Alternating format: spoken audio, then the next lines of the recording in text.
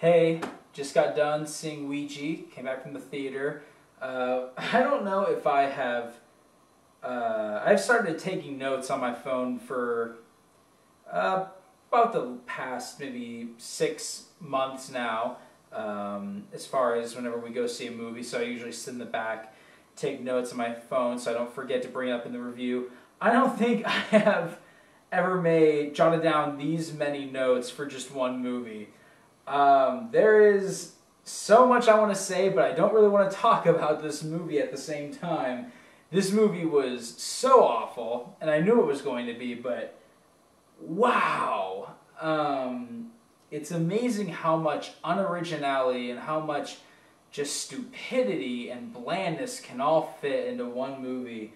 I mean, you know, these movies, they come out every year. I mean, the generic, forgettable horror film, the PG-13 horror film. I mean, we see these come out every year, and they always suck, of course, but, like, you know, every time, though, it's still just, I just sit there just jaw-dropped. Every time, it gets me, like, wow, money was put into this. The first time we got the trailer for this, we kind of laughed at it. We're like, man, can you imagine how many jump scares there must be in that piece of crap, and how many of them are all predictable and bland? Well, every jump scare in this movie did not get me, because this movie does the worst job setting up the scares. They are so obvious, and 99.9% of every scare was set up, and then 2 seconds later, the payoff comes in. Who needs build-up when you can just jump right at the audience, set it up, and then jump at them? I'd also like to point out that several of the jump scares in this movie, they were like paired together. It was like, something's happening, jump scare, 5 seconds later, another jump scare. They just couldn't wait to keep throwing at you these dumb, totally not scary moments. And for the record, something else I want to say, there was not a single scare in this movie that wasn't a jump scare. There is no creepiness to this film. There is no atmospheric moments. There's no creepy dialogue. Every scare tactic in this movie is just to jump out at you. And any moment that they have that might be a little subtle, that could be a little creepy, any moment where something might be a little scary, they immediately, and I'm not kidding, every time they immediately follow that with a jump scare. And half the time, it's a fake out. It's a false jump scare. It's like, oh, it's just the friend coming around the corner, you know? Like, so many of those. There is nothing that this movie has to offer for you. It's like, this is gonna sound like a complete oxymoron here. This movie is so by the numbers and so generic that it really almost didn't feel like a movie. It almost just felt like, you know, however long this movie was. It was standard movie, like I think like 90 minutes, give or take. It was like 90 minutes of just watching all the possible dumb cliches that you could see in a horror film in one, you know, sitting. It almost felt like that, as opposed to being an actual movie. That's how generic this movie was. I counted on my phone every time there was a jump scare. I'm not kidding. 25 jump scares in this movie. 25 jump scares. And don't forget, that is every single scary moment in the film. You don't get anything else. You don't get creepy characters. You don't get a creepy moment. It's all jump scares. 25 jump scares! How is that possible? I really don't even want to talk about the movie. Ugh. Okay. So the movie is focused on Olivia Cooke's character. And Olivia Cooke, her performance is the only thing I credit. I am a fan of Olivia Cooke. I like her in Bates Motel. I think she's one of the. I think she gives one of the best performances in Bates Motel, and her being in this terrible movie was the only thing that gave me any interest whatsoever. And you know, she is such a charming actress, and she was fun to watch for at least most of this movie. Unfortunately, her character is a complete moron, but her performance was solid. So Olivia Cooke has this best friend named Debbie. Debbie starts playing with a Ouija board that she used to play with from her childhood. Debbie ends up getting killed by some ghost or demon or something. She plays with the Ouija board, and then she gets killed. But it looks like a suicide. So from there on, one quick thing, she gets hung from these like Christmas lights inside her house, which when that happened, I was like, does this movie take place around Christmas time? No. I just thought it was weird that it was Christmas lights, but whatever. So Olivia Cooke's boyfriend, generic good-looking guy, Olivia Cooke's other best girlfriend, Olivia Cooke's obnoxious rebel sister, and then Debbie, the dead girl, her boyfriend. These 5 people basically decide to play on the Ouija board to find out if Debbie's spirit is still around them. What is there to know about this gang? Nothing. These are all bland characters. Again, Olivia Cooke's performance can only go so far when her character is so poorly written. Her boyfriend is forgettable. Her rebellious sister is obnoxious, and you know she's a rebel because she wears a leather jacket. And her other good girlfriend, she's one of the first people to die, so you don't spend almost any time with her at all. And then there's the boyfriend of Debbie, the dead girl, her boyfriend. This guy, if there's any acting, most of the acting is just stale, and it's actually, it's not stale, it's okay. Most of the acting in this movie is okay. This guy, though, I'm sorry, this guy sucked. I mean, his character was bad, too, but this guy had some really bad line reads. I mean, he was about as wooden as the Ouija board. So, like idiots, they decide to play on the Ouija board, and after they play on the Ouija board, some scary stuff starts happening. Now, here's what's funny about that. Scary stuff starts happening around all of them, and Olivia Cooke's character's response to that is, oh, I guess that means Debbie's ready to talk to us. It must be Debbie that's doing all this freaky stuff around us, who's going out of their way to scare the living crap out of us. It must be our dead friend. Let's go back to the Ouija board. Well, guess what? They go back to the Ouija board, and guess what? They start dying one by one after that. And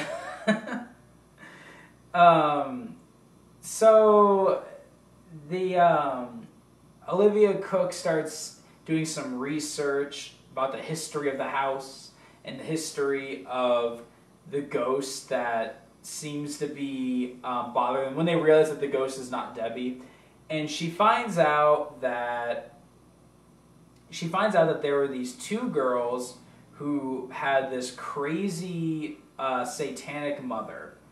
One of these girls, her mouth was sewn shut, and then she was killed by her crazy mom. The other sister survived, and now she's in a mental institution.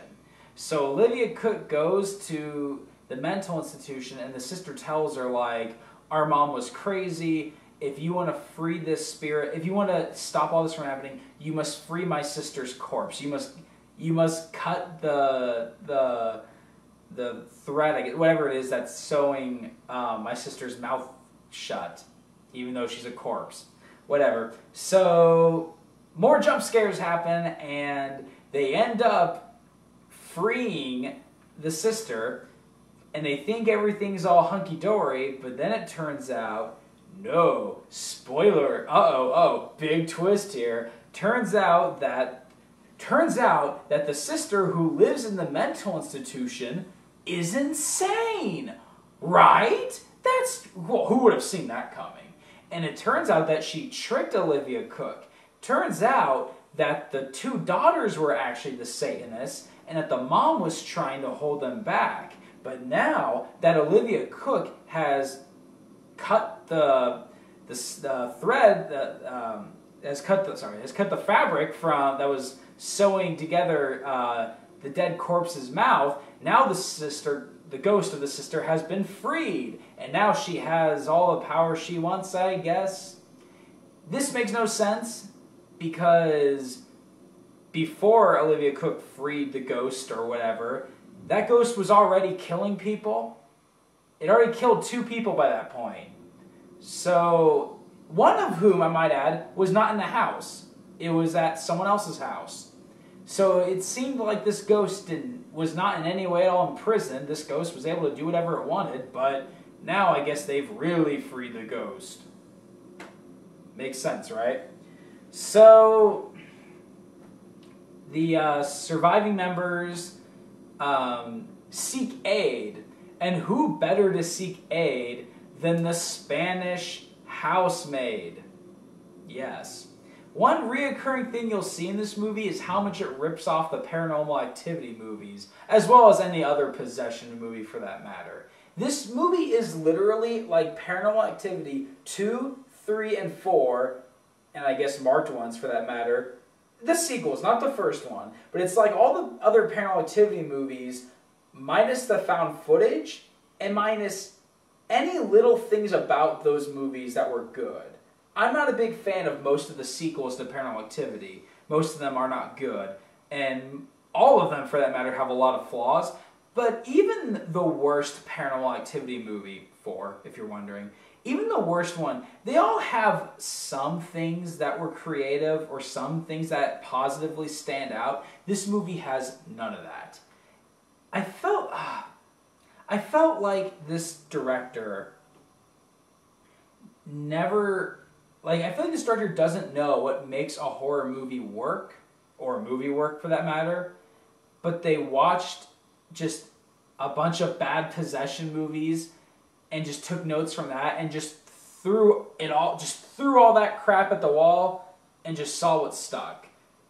Well, none of it stuck because this movie is awful from beginning to end, but anyways, that's all I'm trying to say. It's just, this movie just feels so amateur. So they seek help from the Spanish maid, who is the exact same character from Paranormal Activity, and she tells them that in order to bury this curse, they must not only burn the Ouija board, but also burn the corpse of the ghost. Which leads into our climax. So, more people get killed off, and I'll get to the kills in a moment here, but the last 2 survivors are Olivia Cook and her sister. And so they light up the furnace to the house. They're about to get the corpse and throw it in the furnace along with the Ouija board. And then the ghost begins to possess Olivia Cook. And then out of nowhere, the ghost of Debbie suddenly shows up and saves the day. And they end up destroying the Ouija board, they end up destroying the corpse, and the ghost dies. This makes absolutely no sense. The ghost of Debbie has not shown up at all throughout this film. And all of a sudden, at the last minute, she just appears to save Olivia Cook. This makes no sense. Where was she throughout the whole film? Where was she when the other characters were getting killed off? Why didn't she save them? And furthermore than that, does that mean that the other characters that were killed off by this ghost / demon / whatever, does it mean that there are also ghosts in this house? Or anywhere for that matter? No explanation. It's just a cheap cop-out for the climax. Terrible. This movie sucks. Also, to talk about how this ghost kills people, it makes no sense. The method, the motive, the explanation, there is none. The ghost literally shows up, and without any explanation at all, is able to just possess whoever she wants and have them kill themselves.